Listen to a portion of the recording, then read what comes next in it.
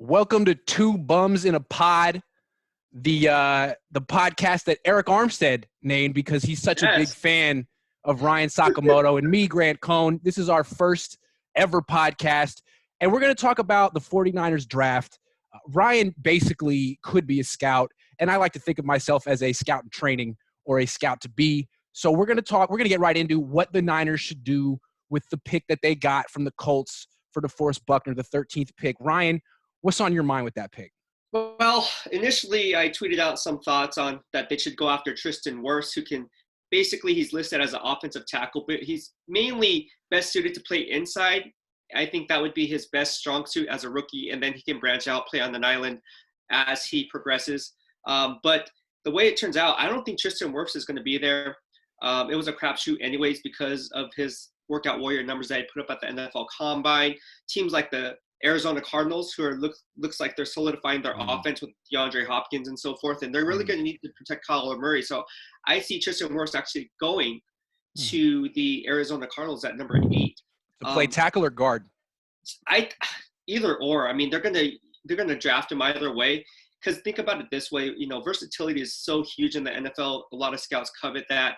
And if he doesn't pound out one position, you can say, hey, look, man, well, we can kick him inside or we can kick him outside. He can do so many different things. We heard it from Balky all the time, man, in his draft practice. Oh, we liked his versatility. That's what we liked about Jimmy Ward. See, to me, I feel like a lot of times when you take an offensive lineman in the top 10, it's a cop-out pick because no one can call that guy. As long as he's on the field playing, no one can call him a bust for like 2-3 years. The only person you can call a bust is someone like Josh Garnett because he never got on the field.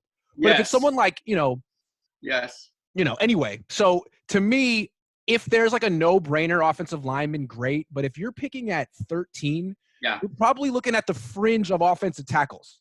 Yeah. If there's a great one, he's probably gotten taken already. 13 is quite high for a guard. Yeah. Oh, no, it is. It is. There's only like 9 offensive guards that were drafted inside the top 10 since 1990 or something like that. So it's very scarce to see an offensive guard drafted that high. That's why, if with Wirfs off the board, I see them really going after a wide receiver. The loss of Emmanuel Sanders was huge. A lot of people can say, well, he was old, he was aging, but he got you guys to the Super Bowl, right? His veteran leadership alone, his presence in the locker room will be missed. But it's also production finding soft spots in zone coverage. So when you look at that, you look at a player that, by my analytics and how I see the mock drafts playing out and how my mock draft is playing out, I see them going after Henry Ruggs if he's available at 13. And the reason I say that is because if they want Jerry Jeudy, if they want CeeDee Lamb, they're going to have to leapfrog the Jets and the Raiders in order to get them. And here's some food for thought that no one's really talking about. And I just kind of was, right before I went to sleep last night, I was thinking about this. Dante Pettis, right? Dante Pettis is a good return guy. He still has value in the return game, can still be a solid number 2 wide receiver in the NFL, in my opinion. Why not give that guy a fresh start? You already have a logjam at wide receiver. If you're going for a wide receiver, why not trade Dante Pettis to, let's say, the Jets or the Raiders, who need a return man, who need wide receiver depth, and then you can basically kill 2 birds with 1 stone by trading Dante Pettis, opening up a free spot for getting the guy that you always wanted, which is Jeudy or Lamb. Right. Well, what are you going to – but so you're saying the Niners should trade 13 plus Pettis to move up? I see that's a possibility. I don't say that they should do that. I don't know what they're thinking. If I was John Lynch, and if you're asking me what I would do, if I don't see Tristan Wirfs there, and this wide receiver draft class is such the cream of the crop of the group, you can find a great wide receiver later on in the draft like T. Higgins, Laviska Shenault, KJ Hamler. These guys add so many different elements to their ball games. It's just kind of pick your poison. What do you want for your offense? So when you go that route, you're going to have a lot of players who are going to be picked up by certain teams based on what each team needs. Now, if I was John Lynch, I don't know. It's a catch-22. At number 13, like I said, if Tristan Wirfs is off the board, I don't see them going offensive tackle. They already have Joe Staley and they already have McGlinchey, and their Super Bowl window is now. So what does that leave? Okay. Well, let's talk about Ruggs real quick because, you're right. They need to replace Emmanuel Sanders. And Emmanuel Sanders was unique on the 49ers. He was different than Debo. Right. Because Debo does a lot of good things, but you can't necessarily put Debo in the slot, on the ball, face-to-face with a press corner like Xavier Rhodes or, Marshawn Lattimore and say, win with a quick slant right now, instantly. Because Sanders could do that. Sanders did that quite well. I mean, he moved as quick as Trent Taylor or quicker. Plus, he gave him a deep element on post routes and stuff. That post route got him a touchdown against the Saints. Mm-hmm. It won the game against the Rams, and it was their go-to play when they were down against the Chiefs, and Jimmy Garoppolo missed it. It's a big weapon, and it's not – I don't think how they're going to use Debo, because Debo's always going to be the guy in motion before the snap, running the bubble screen, running the jet sweep, and you can't be the deep threat if you're, the horizontal behind the line of scrimmage threat. So, to me, Ruggs is perfect to replace Sanders. He can do all the things Sanders does, and he would be a good pick. My only thing is what you said. It's a great wide receiver class. And I think that the equation you got to ask is not is Ruggs perfect, because he is. But if you go Ruggs at 13 and say take a corner at 31, is that package of two players as good as what you could do if you took someone else at 13 and a wide receiver at 31? And that's, I think, what I would do, because it's it's an elite class of wide receivers, but it's also a deep class of wide receivers. And you mentioned a bunch of wide receivers who'd be available at 31. We don't need to get it. We can save that for our next one. But the reason I'm going to say corner CJ Henderson at 13 isn't necessarily because that I think he's way better than Ruggs. I think they're similar. But I like the wide receiver I could get at 31 better than the corner I could get at 31. You may disagree with that. But to me, I like CJ Henderson. What do you think of CJ? I like CJ Henderson. I think he has Pro Bowl potential. Coming from the University of Florida, he's a guy who really knows and gets coached up really well, played up against good SEC talent. You've seen it in years past, right? All these Florida Gators who actually were known for their ball hawk skills, right? Yes, so you have yes. Leo Shepard, Joe Hayden. So guys like that, they can play the ball. And what NFL coaches are looking for in today's game is not so much finding the ball, but taking it away from the offense, because it's a pass-happy league, and turnovers come at a premium year in and year out. And all these coaches, all these secondary coaches, the one thing that they always hype up, they always talk about is a player's ball skills. I know 3 teams that will not even touch a secondary player if he has zero or limited ball skills, because it's like, what's the point? Yeah, you batted down the ball, but you could easily got the pick, and we could have been winning the time of possession in a playoff game. So what's the point of batting down the ball? Yeah, that's the difference between victory and defeat. Right. And when you look at CJ Henderson, the guy that I really like, and I think you like him too, you cannot coach that type of talent. It just comes second nature. It becomes what's called instinctive nature, right? So when you have instincts playing as part of your game, like Tyrann Mathieu has great instincts, but it's all based on game film. Yeah. It's hard to replicate that kind of production when you're talking about, like you said, echoing what you said, a deep wide receiver draft class compared to a quarterback class that's not as strong. Right. And what you say about instincts with CJ Henderson, that's an interesting thing to talk about with a cornerback. Like Sherman has the best instincts of all time. Yes. And when he's playing zone coverage, I mean, he knows exactly what the offense is doing. He's seen so many plays, he can read it. But he can't really cover man-to-man anymore. And what I like about Henderson is he can read it from zone, but he can also play press man coverage. If you need him to line up against Sammy Watkins in the fourth quarter of the Super Bowl, he can run with him. He's not going to get burned by Sammy Watkins or Devontae Adams. He can really line up man-to-man with the best receivers in the league, and that gives Robert Saleh so many more options. I mean, it's great to have a good pass rush and a good cover 3 sound zone scheme, and it'll take you really far, right? It'll take you maybe to the Super Bowl. But when you're going against Patrick Mahomes and Tyreek Hill and Sammy Watkins and Travis Kelce, at a certain point you need to man up. Yeah, I'm talking man-to-man, because Mahomes is going to extend the play, your pass rush is going to get tired, and those wide receivers, if they have 3 seconds to run double moves down the field, Tyreek Hill is going to burn your free safety and your undrafted Manuel Mosley deep, and you're going to lose. So I think that's why every year – we talk about this every year. We used to have these conversations in the Niners press room. Every year I say, I take the corner. I take the corner. And every year the Niners don't. I saw a stat that the Niners haven't taken a corner before round 3 since Shawntae Spencer in 2004, Ryan. Before round 3? Before round 3. They've taken Akello Witherspoon, Chris Culliver, but no corner other than Shawntae Spencer before round 3. Jeez. And then if you go back 20 years, there was R.W. McQuarters, Ahmad Plummer, and Yeah. Mike Rumpf. But since then, they haven't even tried. Yeah. Yeah. Which is crazy because the league has become even more of a pass-happy league since then. You know, it's funny. Yeah, Ahmed Plummer. Gosh, that was Jason Webster. That was actually a good draft.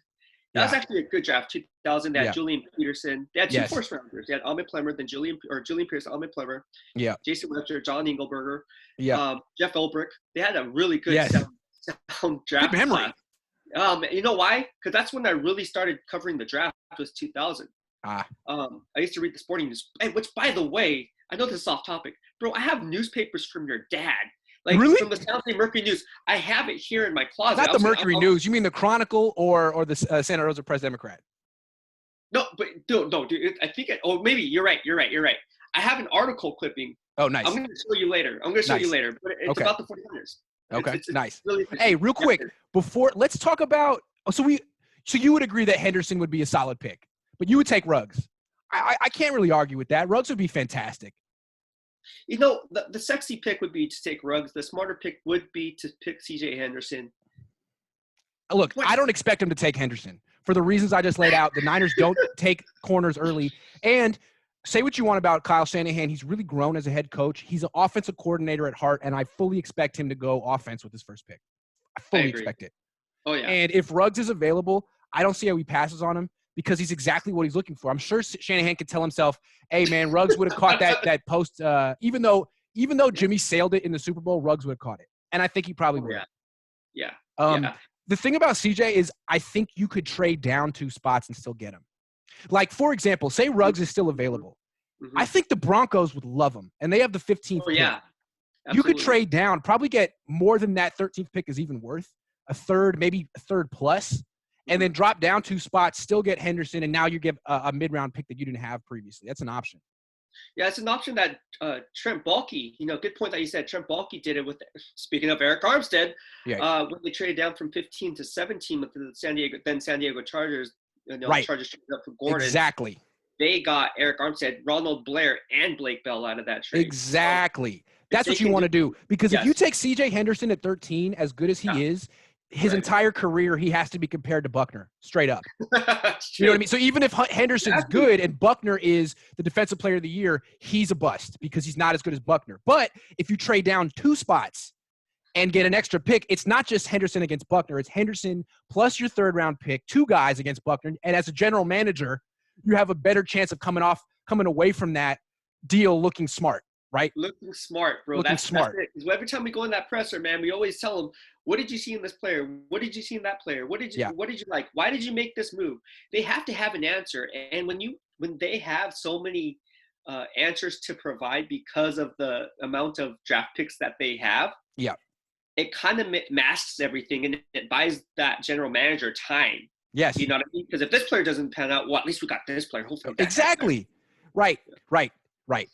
And that's, remember when the Niners, when Trent Baalke had an opportunity to trade up for Odell Beckham, and what he said was, I would have had to trade Carlos Hyde, Chris Board. He named all these people. And that was his rationale at the time. He was afraid to trade quantity for quality, and he blew that one. Let me ask you a couple of questions about your professional scouting opinion. You're not a professional scout. But what is your expert opinion of CeeDee Lamb and Jerry Jeudy, who may not be available for the 49ers, but the Niners would consider him if they are? Right. Available. I like Jerry Jeudy a little bit above CeeDee Lamb. I think he's a more polished route runner. He's more NFL ready. He has strong hands for a guy. He can run the full route tree. He can play press. He can play off. He can play in the slot. So versatility for him is not a one-trick pony. When you look at CeeDee Lamb, here's a guy who's more explosive, has a bigger catching radius. Yes. He's more tuned to run after the catch, break tackles, more of that type of a player. So when you look at the 2 players, it's kind of like going back to what I said earlier is, what does each NFL team need? Because not every NFL team needs a polished route runner, but they need that explosive between the 20s red zone target. Sure. And vice versa. So it's kind of like this draft is so great if you're looking for a wide receiver because there's so many unique skill sets that each player brings. And one player that I will point out that I really love, that really not very many people talking about is KJ Hamler. That guy is a baller, bro, from Ooh. Penn State. He's like my favorite. He's Hey, like, I did a video of him 2 days ago on YouTube. did you? I did. That's funny that we came to that independently, because what I like to do in scouting wide receivers is not just like look at their strengths and weaknesses with no context. I look at, well, who are you trying to replace? Let me look at all of Emmanuel Sanders' targets with the Niners from 2019 and pick out the 6 or 7 routes that he ran most effectively and most often, and then see which guys can run those routes. Because whatever, CeeDee Lamb does a bunch of things well, but if he doesn't do the things Emmanuel Sanders did, then what's the point? Because Sanders had such a perfect impact on the Niners. He really complimented everyone. The way I mean, KJ Hamler looks like Emmanuel Sanders to me, or Hollywood Brown. He's small, super electric. Yeah, he reminds me of I know Percy Harvin in his prime. When Percy Harvin came out of Florida, he was a player, but he's built. He has the physique. He was like 5'9", 185. Yeah. He was built like a horse. Yeah, he was built. Bro. Yeah. So, but the route running is electric. His ability to beat press coverage is electric. He can play in the slot, which is important because Sanders was basically the Niners slot receiver. Even when in 2 wide receiver formations, he was tight. And you don't know what you're going to get from Trent Taylor or Jalen Hurts. So I feel like a guy like T. Higgins, who might be good for a lot of guys, can he play in the slot? Can he do what Sanders did, or is a smaller guy like Hamler better? Coming back to Lamb real quick, he reminds me of Michael Crabtree. Is that not fair? Big 12 dudes, a lot of screens in college, just amazing tape and numbers in the Big 12. Not about 6'1" and 4'5", like not overwhelmingly athletic, but successful in college. Yeah, that's a great point. You know what? I had a miss on Michael Crabtree. I thought he was gonna be the next great wide receiver, bro. I literally thought he was gonna be the next. Yeah. Bro, like this guy's like for sure. Well, he would go for like 2,000 yards and 20 touchdowns every year at Texas Tech. And that's the kind of thing that a lot of guys can do in the Big 12 because they don't play defense in that conference. There's no tackling. There's no defense. So when I watch CeeDee Lamb, I see him just like, galloping through defenses. And it's like, yeah, that's great. But, Rashawn Woods did stuff like that. How many dudes in the Big 12 have done stuff like that? Rashawn Woods, bro. Jeez. But I don't want to knock CeeDee Lamb too hard because it's an all-time great draft class and he's one of the better ones. I don't think he really gives the Niners what they're looking for. You hit it on the nail. When you look at scouting, right, Grant? What people don't realize, they see the flash plays, they look up, YouTube, and they see Harris highlights and all these great videos that are up on YouTube. What people don't point out is you got to look at the competition that they're playing against. Yes. And you got to look at how defenses are game planning these offenses. Now, they said, SEC, that's why it's, yes. You look at it's the powerhouse for NFL talent. And the reason why is because you're playing against press coverage. You're seeing a lot of defensive looks. You're seeing a lot of offensive looks on both sides of the ball. So when you kind of gauge as a prospect or as an NFL scout and say, hey, can this guy convert? Can he do this at the next level? Well, you're seeing it, 2 NFL first-round picks going heads up. So you can kind of gauge that. But when you go against, like you talk about, a Big 12 receiver going up against a player, a secondary who's playing off man, or off-zone coverage, of course he's going to get a free release. So then you're going back, well, can he get a free release off the line? Like, what if he's pressed? Yeah. What if he's going up against Patrick Peterson? Can he get off the line? Right. I don't know. And I don't know. So that to me is he's better suited as like a flanker, someone who, like Debo, you could have him a yard or 2 off the line of scrimmage and you can put him in motion. You could have him run a bubble screen. And just all of his motion before the snap would put the defense on alert, right? They'd be concerned by him, but they're not going to be concerned by his deep speed in the NFL. No. I mean, he's a yak guy. So good player, but I think he would have more make a greater impact for a team like the Raiders than the 49ers, because the Niners have their yak guys. They want the ball in the hands of Kittle and Debo, period. Yep. And they need a guy like a route runner who can get open down the field or get open quickly from the slot to complement him. Having a third yak guy and no one who can get open super quickly, I don't know. It's not the way I would do it. No, it doesn't make much sense. But then again, we really don't know what the Niners are thinking. I mean, they traded away, DeForest Buckner, which is in my opinion, it's a dumb move. But that's for another subject. But yeah, it's just, what is John Lynch really thinking though? Like, what is Shanahan really thinking? What does he really want for this offense? Because you have Jimmy Garoppolo, and you want players to kind of grow with him, right? He had one full year as a starter, so you want receivers especially to grow with this quarterback, because when you do that, and they do draft a wide receiver, Grant, you have Deebo Samuel and whoever the wide receiver is, whether it's Ruggs, Judy, or Lamb, that's going to be stuck with Jimmy Garoppolo and married to Garoppolo for the next 5 years. So you have 3 players who are going to be working with each other for at least 5 years due to the CBA. And when you do that, you have a good nucleus. Now, getting back to your point, does it make sense? Not really, because you really got to figure out what their top needs are. And it doesn't do a wide receiver no justice or quarterback no justice if you can't protect the quarterback. Right. So that So being said, though, I feel like look, Jared Stidham in New England. yes, Like Julian Edelman is going to be very good for him, because a young quarterback, he needs someone who can get open instantly. If you have a guy who can get open in a second and a half, your job is much easier than if you have to actually drop back, hold the ball for 2 or 3 seconds, evade the pass rush, throw under pressure. Like, you know, Brady's the greatest of all time, but he also made his life much easier on himself with a quick passing game and targeting receivers like Wes Welker and Julian Edelman and Danny Amendola, who are open before the defensive end gets there.